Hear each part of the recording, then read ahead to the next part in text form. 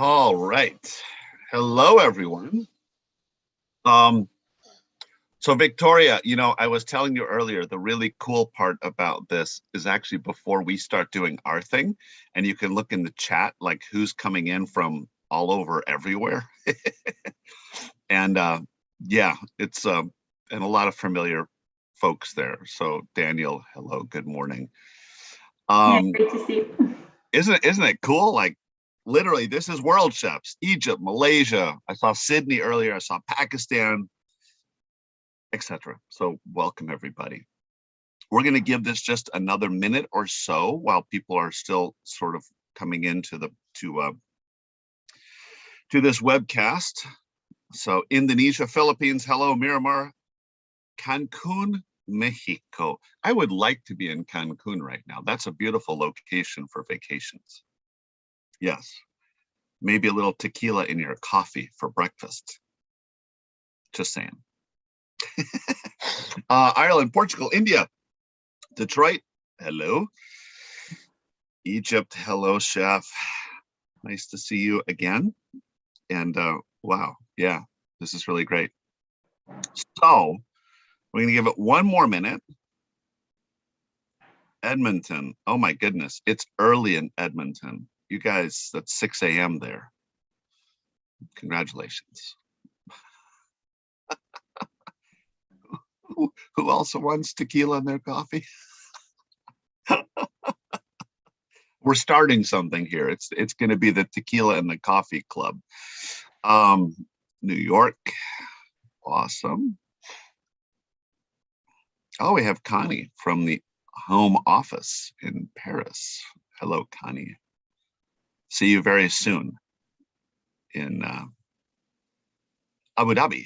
Yes, we have Ohio, we have Down Under, so I'm going to guess that one's Australia. Very, very cool. All right, I'm waiting for 7:02 to come up on my screen, and then we're going to jump into this because we have so much to talk about today. But not too much, Victoria, not too much. We've got to save some, got to save a couple surprises.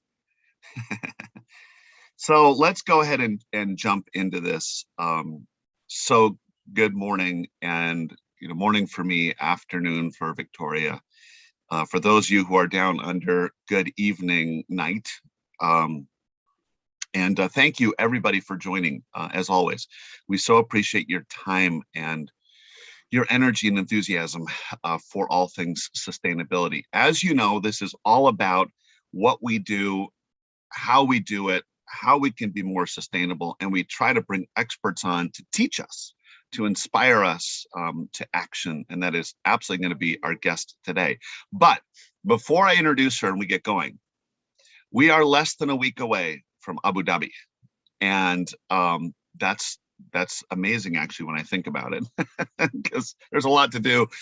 But our guest today, Victoria, is going to be on my first panel on the first day of the World Chess Congress. And so for all of you who are not going, this is a little taste of what we're going to be doing at Congress. And for those of you who are going, this is a little bit of a sneak peek. I also will just put out one more little announcement, and that is that Monday afternoon of Congress, there are a number of breakout sessions. One of them is all about sustainability. And in that, we're going to dig into really what we're doing in a very detailed way, and then open up the conversation to all of you. So if you are going to Congress, I hope you're going to Congress and we can meet in person, then absolutely attend that, because that's where we really get to, talk sustainability with everybody. So with that, I would like to introduce Viktoria Roos, who I'm going to read her bio because it's really interesting, is the, how do you like this title for your job, right? The Open Innovation Leader. That sounds so cool. At Electrolux Professional. And what she's doing is always looking for emerging phenomena in the kitchens and ways that people are eating and consuming food. She loves digging into the trends that impact the hospitality landscape, mapping themes ranging from plant-based fine dining to digital cooking, discovering new technological drivers, shaping the culinary industry. Whew. You've been there for 12 years.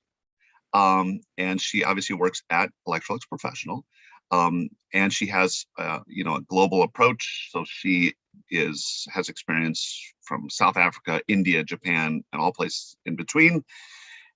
And so, what does she do? She explores consumer behavior, looks at needs, desires, expectations, everything that's influencing the food service sector, which is what we are going to talk about today. So Viktoria, unmute yourself and welcome.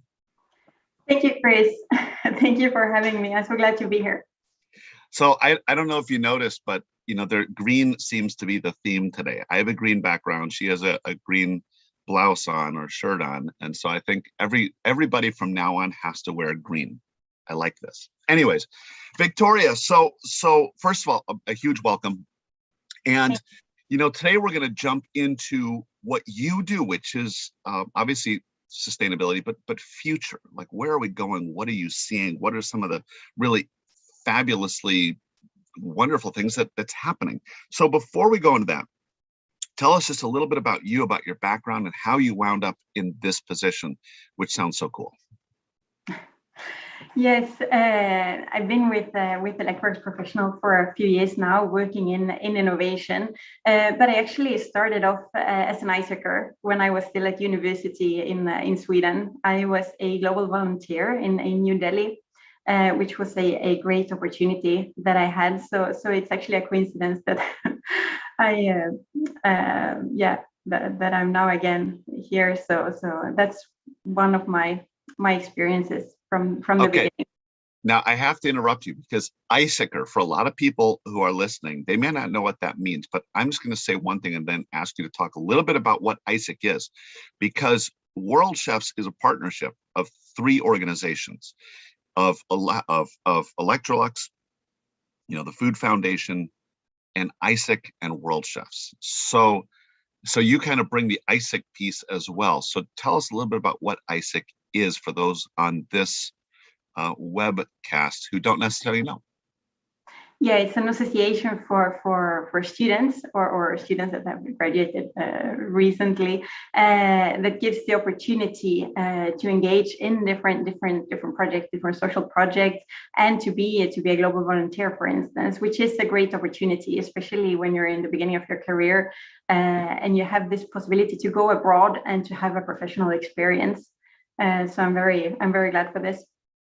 So I will say, just we have worked with ISIC for a bunch of years, and it is an amazing organization. Please look it up, check it out. It's young people, but just not young people. These are young people who are shaping the world, and they have been so active in many of our activities. So shout out to ISIC.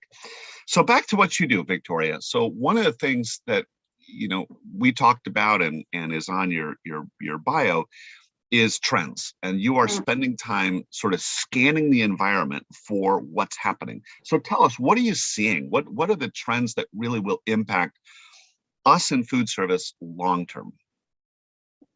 Yeah, and here, one big driver that we see is from the consumer side. I mean, people are becoming increasingly aware of the need to do something. And still, it's not always that they know what needs to be done, and they might not want to become vegan starting from tomorrow or turn their habits upside down.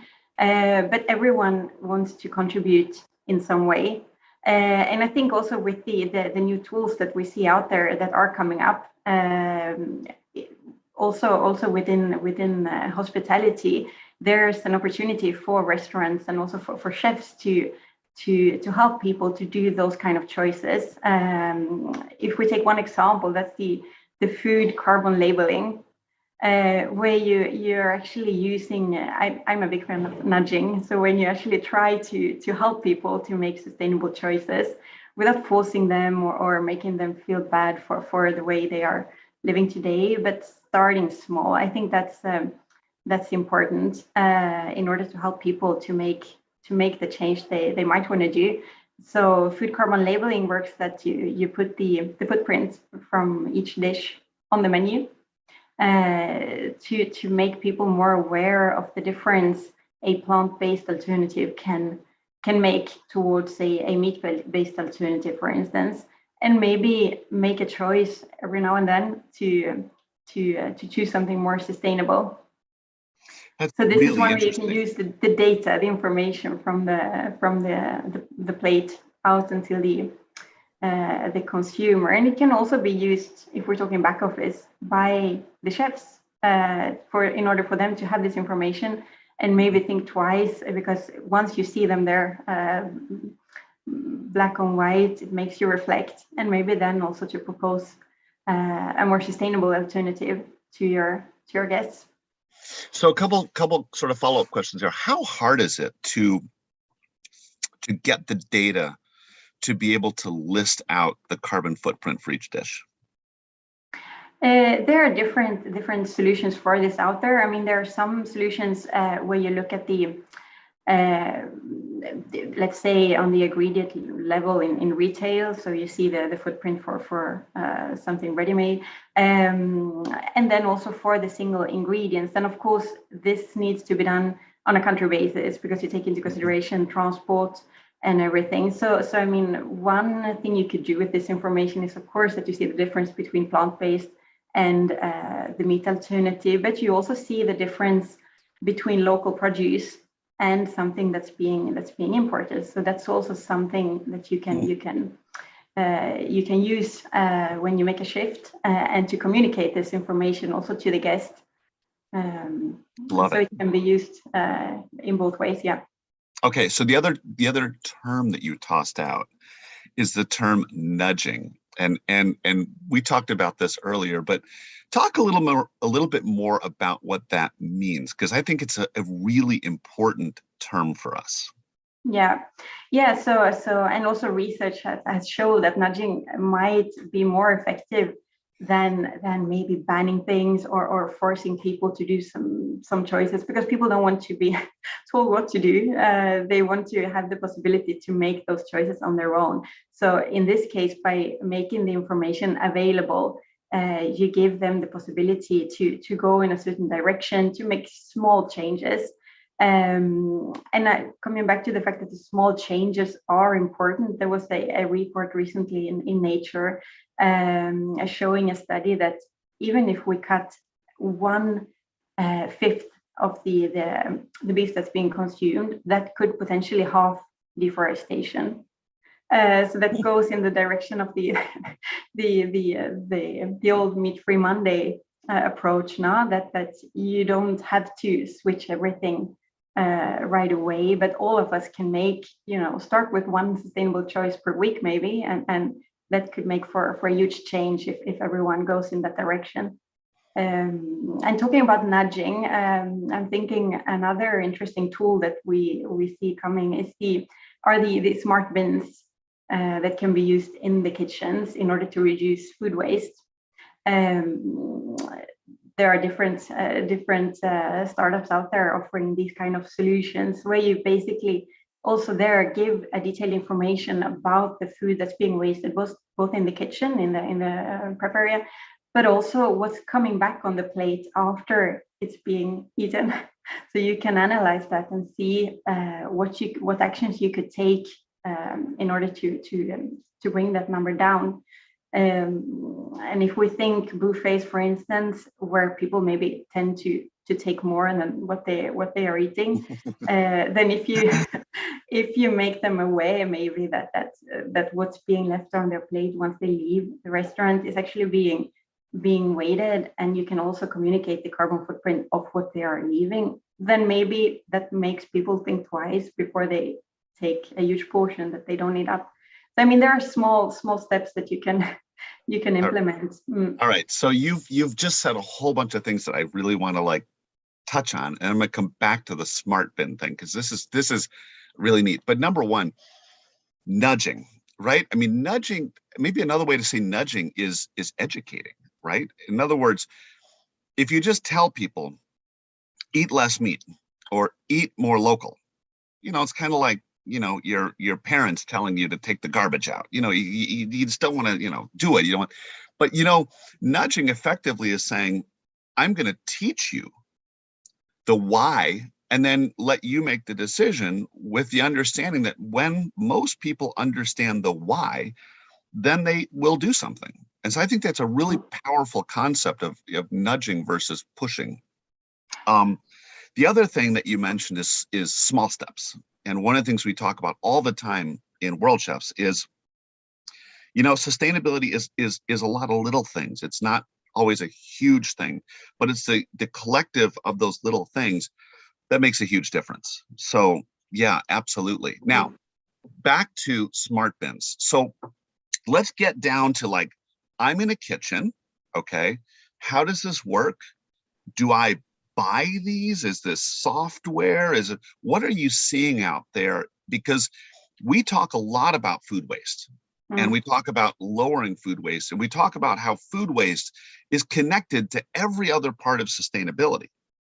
And we want to attack food waste. And you're telling us that there are systems out there that can really help us do this and really help us understand what we're throwing away. So please sort of dig into that and get into the detail. Yeah, there are different systems out there that work in slightly different ways, but what they do basically is that they use image recognition and artificial intelligence in order to analyze what's being thrown away. So there's a scale.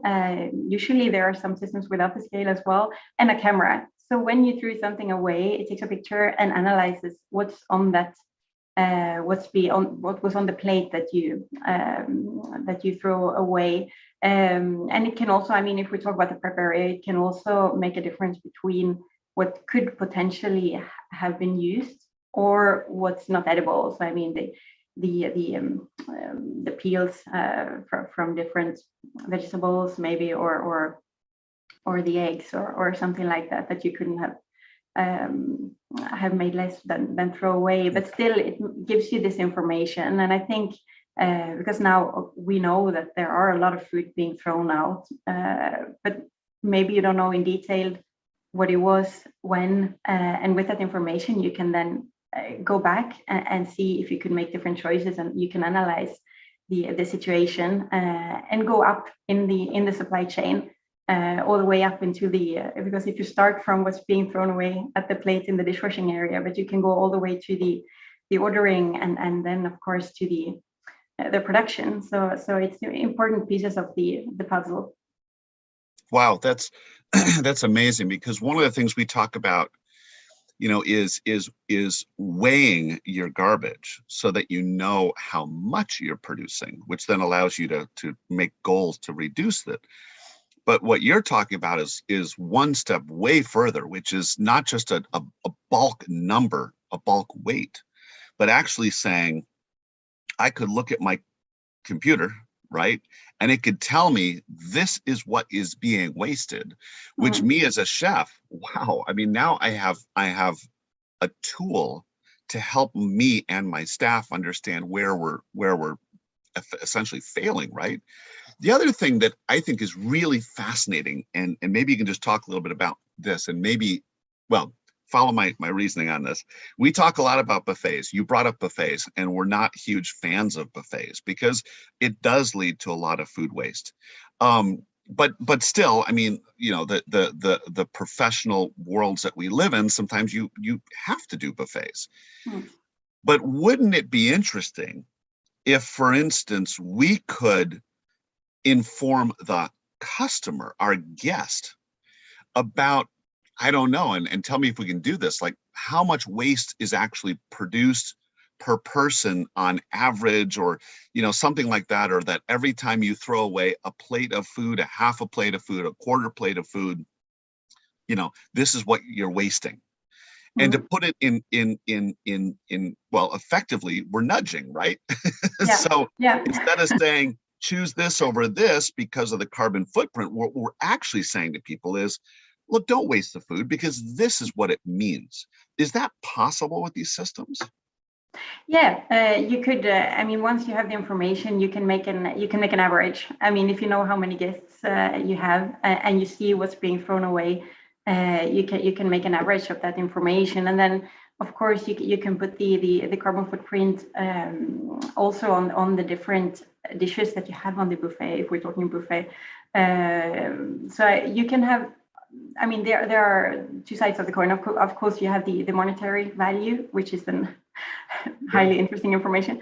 But also coming back to the end consumer, to the guests, you can give them the information about the carbon footprint, and hopefully make them start thinking in those terms there. And coming back to what you said earlier about how to initiate a change, I think tools like this is also interesting to use in the school canteens, because I think for children to learn about this and to already at a young age start to think in terms of a carbon footprint, I think that's because they are often the change makers. So they go home, of course, and then they talk to their parents and inform them about this, and maybe plant the seed to make for a greater change. That's a great point. We have learned actually at World Chefs, and we have a whole program. With those of you going to Congress, we hear a lot more about this, called Food Heroes. We've talked about it on this form, before, but it's basically teaching young kids, school-aged kids, about food waste, because we know if they learn, they kind of nudge their parents to change behaviors. And I will say, on a positive note, we've trained over 56,000 kids. So we're World Chefs, we're making a difference. Anyways, okay, so that's super interesting on the smart bins. And of course, those are things you would purchase, right? You'd buy that from a company that is doing that. You buy it, or they have leasing agreements. I think it's different to look at the different providers, but yeah, absolutely. And the data that you've seen on that, because obviously that's an investment financially, does it reap a reward? What is the return on investment that you've seen with that? Well, I've seen their estimations, and I think, of course, the more plates you have that you serve, the higher is the return. So I think if you have above like 100 plates, then you get return on investment. But then, of course, you could use it. It gives you the information that you could use in different ways. So yeah, love it. That's great. Okay, so let's go back for a minute to the trends. So you look at trends, you look at how consumers are behaving. Is there anything you're seeing right now that's really sort of shaping your thoughts? Anything out there that would maybe help inform us about what our customers are thinking? Yeah, but one big trend that I'm seeing is the plant-based one, which is continue to come strong, and all the different alternative proteins. There are so many alternatives out there, and they keep popping up. So now you can find alternatives to fish, to different kind of seafoods. Of course, all different kinds of meats. You find alternatives to eggs made by mung beans. And also, if we look at the alternative dairy market, there are so many alternatives popping up. The latest one I came across was the potato milk. So it's absolutely happening. Wow. A lot of interesting things there. And who's consuming these plant-based things? Are these all vegans basically, or? No, actually, the majority. If you look at the consumers of these alternative proteins, they are not vegetarians or vegans. So it's the let's say the average person that wants to bring down the climate impact by trying out different things, which I think is also positive. Coming back to what we said before and what the research is showing, that we all need to make small changes, and that you see also in the consumer behavior when it comes to alternative proteins. Really interesting. So that's a little bit of your 1/5 beef example. Yeah, exactly. Very interesting. Small changes lead up to big things. You also, when we talked before, you mentioned that you look at a lot of startup companies out there, people who are, small companies who have essentially, hopefully, great ideas. Any examples you can tell us of things that you've seen that, maybe we're not seeing? Well, I'm thinking one interesting example, if we stay within the alternative proteins, is also how this is connected with the new technology. So I'm thinking now there's a lot coming within the steaks and the whole cuts, where you can actually see how a company providing this kind of alternative is using a 3D printer to get the right texture. So I think this is it's a great example of to see how different kind of technologies come together to as a response to a consumer demand in this case now. So it means that the restaurant receiving this product has already something that's really similar to a traditional steak now, with the texture that has been done like this using the 3D printing. So the 3D printing area, I mean, it's both like in this way where you have that, in that case it's an industrial printer, but you also see how it's connected with the reduction of food waste, for instance, and these new alternative proteins. I mean, you have the small printers that you could put in your restaurant, and where you could print really nice dishes with what could have potentially been food waste, with leftovers that weren't so nice maybe to use in a traditional way. I mean, also bread, for instance, that's easily going waste. That is one of the things that's being wasted the most. But also bananas, carrots, or the stem of a broccoli, all those things that are perfectly fine to consume and where the taste is good, but where the appearance is maybe not so nice. I mean, this is something we do see also, for instance, in retail, where a lot of food is being wasted because it's not so appealing visually, but where the taste is still good. So using a technology like 3D printer to print new dishes and in this way reduce food waste is also interesting. So I'm quite fascinated with how these technologies are intertwining with this new request, let's say, for plant-based. And that's absolutely wild. So, it's funny. When I started cooking, this is a long time ago now, right? I mean, we learned how to saute and grill and braise and all of that. And I can just sort of see in the future, it's going to be, oh, and by the way, and this is 3D printing as a core culinary technique, how the world is changing. But still, I must say the technology, I mean, it's evolving, but still there's no appliance, as far as I know, that can cook. So, I mean, it does the printing, but then you still need to do the cooking separately. Yeah. There are some experimentation, I know at the University of Stanford, they are trying to use precision laser to combine that with the 3D printing and to cook in that way. So maybe something we'll see in the future, that you heat up or that you cook.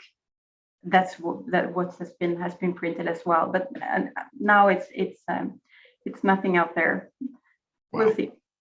Okay, I have a question here. We have a little time left here, and this is let's see what you think about this. So, with regard to raw ingredients such as cocoa, sugar, vanilla, what are your ideas in terms of sustainability of these items, as well as the future trends in terms of availability and stock security? So in other words, what do you see are there options to this in the future? Because we know, for instance, that the cacao tree is under pressure from climate change. What are your thoughts? Yeah, I've seen alternatives to cocoa as well. There's a startup providing this also as an alternative. So, like I mentioned before, there are so many startups popping up out there with alternatives to different ingredients that we use traditionally. And when it comes to, I'm thinking also, because now we talked about the planetary health, but I mean, it's also closely linked to our personal health, and that's also a part of helping people to eat more sustainable is also for their health. Let's say, I was thinking about the sugar. So, Interesting. So, as you look to the future, I'm going to ask you the big crystal ball question. Where do you see us going? In other words, you spend time with trends, you spend time looking at consumer behavior, all with an eye to sustainability. is there anything that if you were to say in 5 or 10 years, this is maybe some of the biggest potential impacts on food service in terms of, possibilities of change, what do you see? What would you see as maybe some of the biggest changes that if we're back here in 10 years, we'd be like, oh yeah, everybody's 3D printing now? I mean, what do you see as where we're going? Oh, that's a that's a good question. No, but coming back, I think we're all well aware that some things need to change, and the way we eat today is not sustainable. So we all need to make some changes. So I expect also what we now see as futuristic in terms of all these different alternative ingredients will eventually become mainstream. Maybe not all of them, but some of them. So what's today really a niche and experimental, I think also with the circumstances will be the new normal. Interesting. There was another guest that we spoke to quite a while ago who said that his prediction was, and he's in the agricultural world, that in the next number of years that all the alternative proteins will become the normal, and that like if you wanted a steak like actually from an animal, that would be the unusual. That would be the special. That would, and then everything else would be produced in a lab or whatever. Which is, I mean, they're making a lot of progress on cellular meat, right? So growing it from stem cells, which is amazing. Have you had that, by the way? No, I haven't. Okay, we'll have to try that together. All right. So anyways. And then there's mycelium as well. We didn't mention, but there are so many alternatives coming up. Yeah. Yeah, absolutely. So we're gonna carry that conversation forward in Abu Dhabi next week. So one last question for you, and then we're gonna leave here. But any advice for the people listening? I mean, we have chefs, we have cooks, we have students, some students from all over the world who are listening to you right now. If you were to give them one piece of advice for something that they can do, what would it be? Well, it would be to try out these new alternatives that we're talking about, and because of course the startups, the companies providing the ingredients is one thing, but I think that the real change and the real change makers here are the chefs, because they can start using these ingredients, try to experiment to see if you need to cook them in a new way, and try to propose them on the menu and that would make for a great change. Okay, power of the white jacket. You heard it. Or the green jacket, maybe. Maybe we'll do green jackets. Anyways, yeah, Viktoria, thank you very much. And I look forward to seeing you in Abu Dhabi on my panel next Monday. But with that, to everybody else, a huge thank you for joining us. It's always a pleasure having you on. It's great to see everybody who's listed here on the chats. It makes my day. And of course to Senya, who's behind the scenes making everything work. So Senya, she's not showing herself right now, but thank you for everything you do at the World Chef's office, and of course Lynn and everybody else for pulling this together. So with that, Viktoria, thank you. I will see you soon, and hopefully I'll see a bunch of the rest of you soon as well in person. Thank you. Have a great morning, afternoon, night, etc. Bye-bye. Thank you very much.